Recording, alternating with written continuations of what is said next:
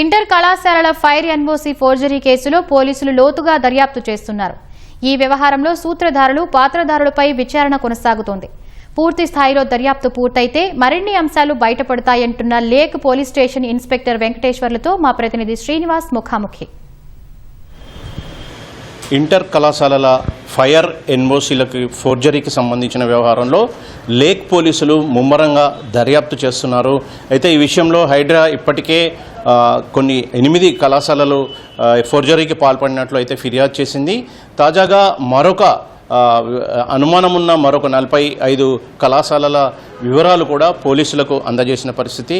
ఇందుకు సంబంధించి lake police station inspector Venkateswarlu మనతో ఉన్నారు. ఆయన అడిగి మరిన్ని వివరాలు తెలుసుకుందాం.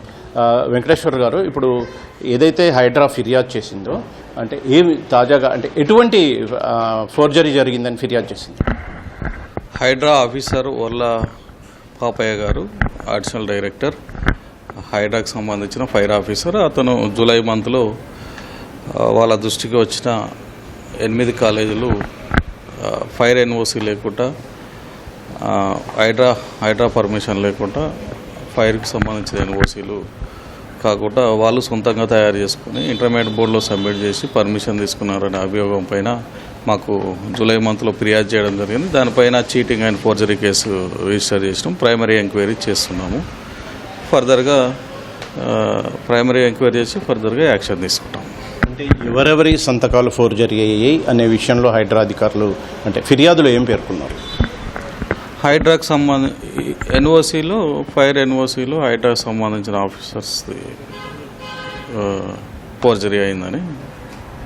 తాజాగా కూడా మరొక 45 కళాశాలలు కూడా ఫోర్జరీకి పాల్పడినట్లు, ఎన్ఓసీల మీద ఫోర్జరీ సంతకాలు చేసినట్లు అనుమానాలు వ్యక్తం చేస్తూ హైడ్రా పోలీసుల అంటే దృష్టికి తీసుకొచ్చిందని చెప్తున్నారు. దీనిపై మీరేమంటారు? ప్రాథమికంగా అయితే 8 కాలేజీల మీద మాకు ఇవ్వడం జరిగింది. ఇంకా ఫర్దర్గా వాళ్ళు ఇంటర్నల్ ఎంక్వైరీ చేస్తున్నారు. ఎంక్వైరీ చేసిన తర్వాత ఇస్తే దాని మీద విచారణ జరుపుతాం. ఏ రకంల సెక్షన్లు నమోదు చేశారు?